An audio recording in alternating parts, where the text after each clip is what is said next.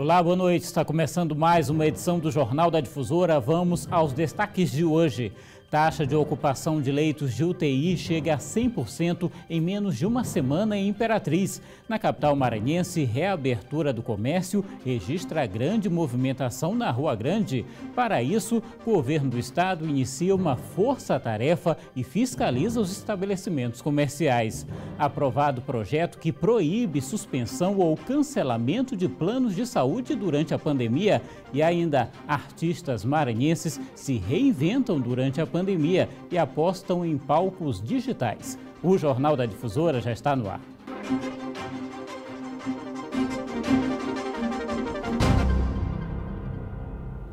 A pandemia provocada pelo coronavírus avança no interior do Maranhão. Em menos de uma semana, Imperatriz voltou a ter todos os leitos de UTI ocupados. A repórter Jaqueline Teixeira tem mais informações. Imperatriz ocupa em todo o estado a segunda posição no ranking com o maior número de casos de Covid-19. 1.431 pessoas já foram diagnosticadas até agora com a doença e quase 70 mortes foram registradas. Segundo o boletim divulgado ontem pela Secretaria de Estado da Saúde, os 45 leitos de UTI que foram destinados pela rede pública de saúde estão ocupados. Na quinta-feira passada, essa taxa já tinha sido esgotada, mas o governo do Maranhão disponibilizou mais 10 novos leitos. E agora essa nova ocupação chegou a ser superada novamente. Mais de 93% de leitos clínicos da rede estadual também já estão ocupados. Jaqueline Teixeira para o Jornal da Difusora. Pois é, infelizmente, a doença vai se espalhando pelo interior do estado. Além de Imperatriz, outras 206 cidades maranhenses já têm casos da Covid-19, de acordo com o último boletim da Secretaria de Estado da Saúde. Lembrando que são 217 municípios. 1.519 pessoas estão internadas em hospitais entre as redes pública e privada e mais de 15.200 pessoas seguem tratamento em casa. 5.271 pessoas já estão recuperadas e, infelizmente, quase 800 mortes já foram registradas em todo o estado. O número de casos suspeitos caiu para 1.394. Quase 16 mil novos exames de Covid-19 já foram descartados em todo o estado. E olha só, com a reabertura gradual do comércio na Grande São Luís, muita gente resolveu ir às compras. Na Rua Grande, o aumento do número de pessoas chamou a atenção. O comércio começou a recuperar a rotina e o maior centro comercial já estava assim logo no primeiro dia. Precisava comprar esses medicamentos, eu estou vendo se consigo, que até está difícil. As pessoas não podem parar de trabalhar, principalmente as pessoas que moram no subúrbio, né? Você imaginava que ia encontrar esse pessoal todo aqui? Não, e estou assustada, porque eu acredito que seja desnecessário.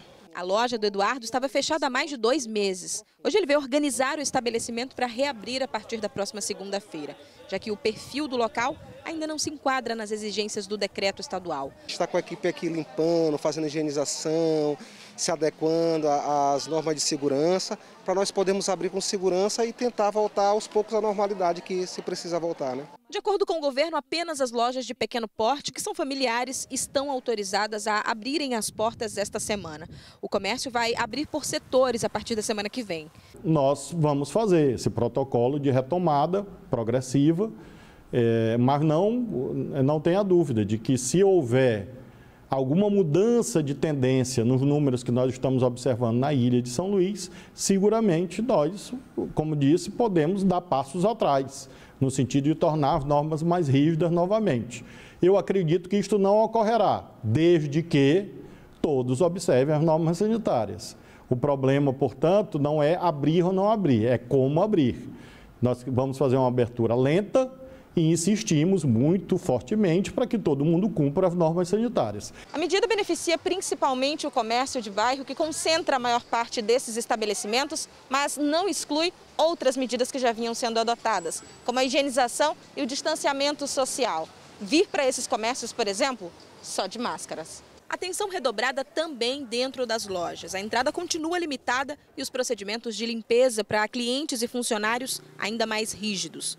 Desde o início da pandemia, o comércio no Maranhão teve perdas estimadas em mais de 2 bilhões de reais.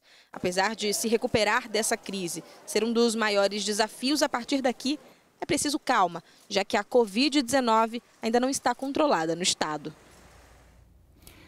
Verdade, mas a imagem de cima deu para ter uma noção, né, da quantidade de gente que resolveu ir à Rua Grande aqui em São Luís hoje. E o PROCON e a Vigilância Sanitária iniciaram, hoje à tarde, uma fiscalização nesses estabelecimentos. O cumprimento do novo decreto foi verificado pela equipe de fiscalização, que atuou para garantir que o retorno do comércio seja seguro. Nesta empresa, só é possível vender produtos alimentícios, de limpeza e itens de supermercado. Outros setores foram interditados. É preciso fazer controle de entrada para evitar aglomeração, fornecer álcool em gel e seguir várias medidas sanitárias. São critérios sanitários voltados para se frear a disseminação do novo coronavírus. E é importante que as pessoas estejam cientes desses protocolos e, mais do que isso, estejam desenvolvendo o protocolo. Então a gente conta com os empresários nessa parceria, a gente conta com a sociedade de uma forma geral, para que todos nós consigamos juntos enfrentar essa pandemia, cumprindo os protocolos, garantindo distanciamento, utilizando máscara, fazendo higienização contínua e correta das mãos, para que a gente não tenha novos picos de crescimento da doença aqui na Grande Ilha. O aposentado Ribamar Assunção, de 76 anos, precisou ir ao centro e mesmo com a fiscalização, ele diz que só sai de casa quando há grande necessidade. Se fosse uma outra situação, o senhor não teria saído de casa? Com certeza não. Eu tenho que dar valor mais à minha vida do que objetos que eu possa adquirir. O PROCON está bem atento aos excessos cometidos no comércio. Por exemplo, houve um aumento considerável no valor dos produtos para a fabricação de máscaras de pano. Então a gente está solicitando, além da verificação dos preços atuais, também as notas fiscais de entrada e saída dos últimos 3 meses, né, até pouco antes do início da pandemia, para que possa verificar se as margens de comercialização antes e depois da pandemia, elas estão se mantendo mais ou menos equilibradas ou no mínimo proporcionais. As fiscalizações do PROCON, Vigilância Sanitária e outros órgãos acontecem desde a confirmação do primeiro caso do novo coronavírus aqui no Maranhão e agora foram intensificadas com a retomada do comércio. Lembrando que não é apenas orientação, mas também haverá punição para quem não cumprir o que está previsto no decreto do governador. Caso seja verificado que essa margem de comercialização tenha sido alterada, que não há uma justificativa plausível para isso, as empresas elas são passíveis de sanções administrativas também, desde a advertência, multa e também a suspensão da atividade. E daqui a pouco, Justiça nega pedido de lockdown em Imperatriz e ainda aprovado projeto que proíbe suspensão ou cancelamento de planos de saúde durante a pandemia.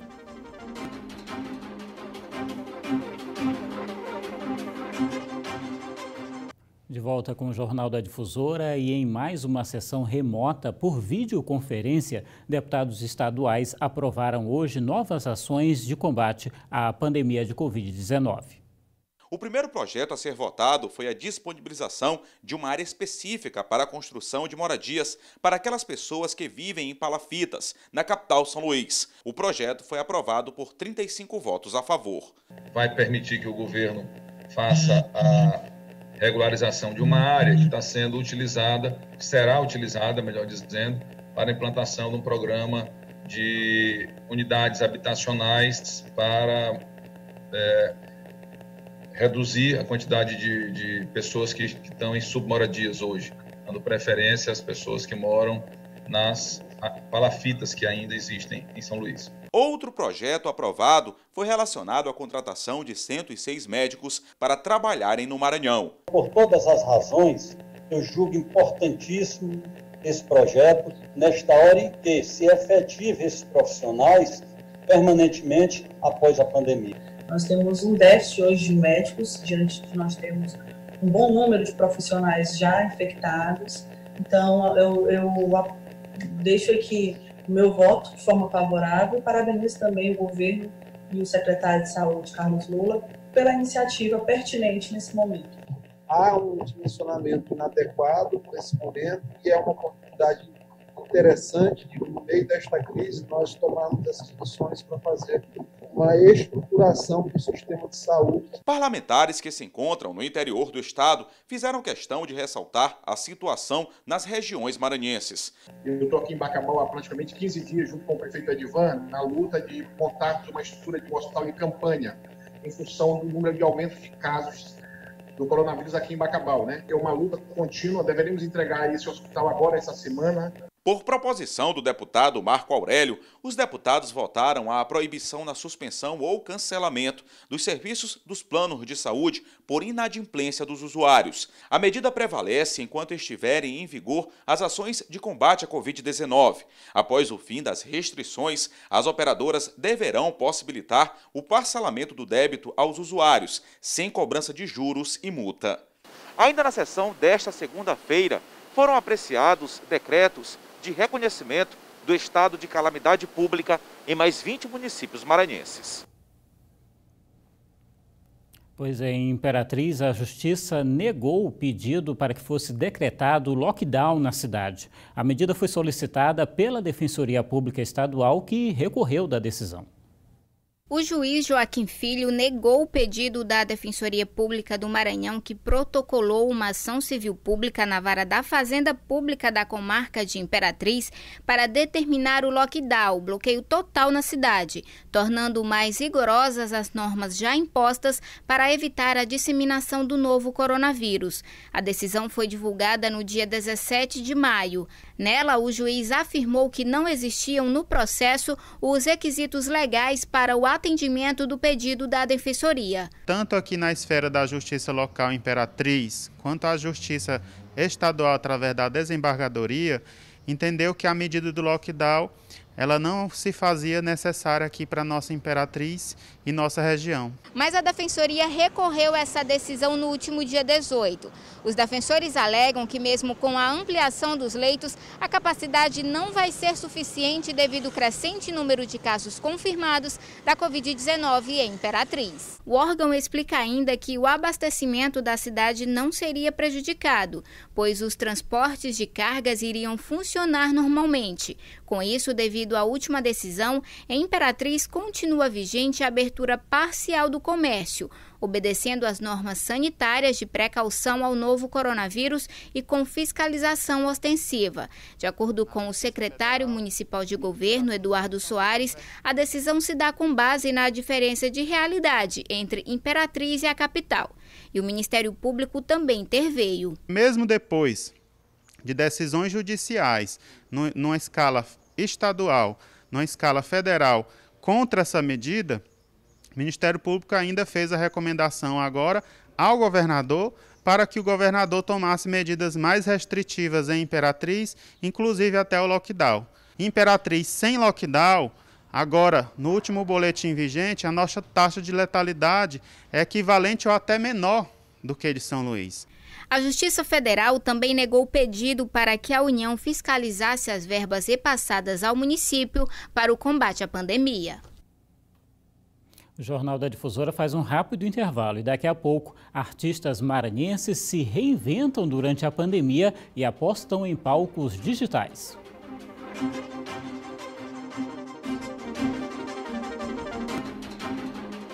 Estamos de volta e olha, na semana passada mostramos a prisão de 3 homens com uma grande quantidade de cartões de beneficiários da Caixa Econômica Federal.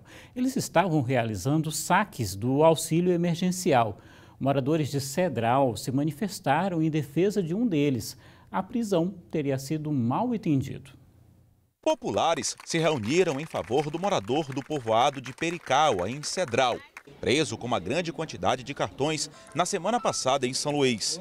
O meu cartão está com o José Carlos, ele não é ladrão, eu dei porque eu estou precisando, modo coronavírus, e nosso Cedral não tem caixa eletrônica e em Mirizal está muita dificuldade de receber nosso benefício. Segundo os moradores, o homem identificado por José Carlos foi a São Luís com o consentimento dos moradores de Cedral para fazer o saque do auxílio emergencial pago pelo governo federal. Por isso, ele portava uma grande quantidade de cartões. A prisão aconteceu na última quarta-feira. 3 homens foram presos por policiais do Batalhão de Turismo da Polícia Militar. O trio estava com mais de 230 cartões de beneficiários da Caixa Econômica Federal. A prisão aconteceu nesta agência da Caixa Econômica, nas proximidades da Praça João Lisboa, no centro de São Luís. Este delegado de defraudações explica quais são os principais crimes praticados utilizando como alvo clientes e agências bancárias e orienta a população sobre como se prevenir para não cair em golpes. Ocorre no interior da agência bancária, em que o beneficiário já adquiriu o benefício e irá sacá-lo. Nesse momento, algumas pessoas têm dificuldade em manipular o caixa eletrônico e podem solicitar ajuda a algum estelionatário. Pode se configurar crime de estelionato ou furto mediante fraude. O estelionatário ou furtador ele irá trocar o cartão bancário da vítima e posteriormente irá sacar o valor.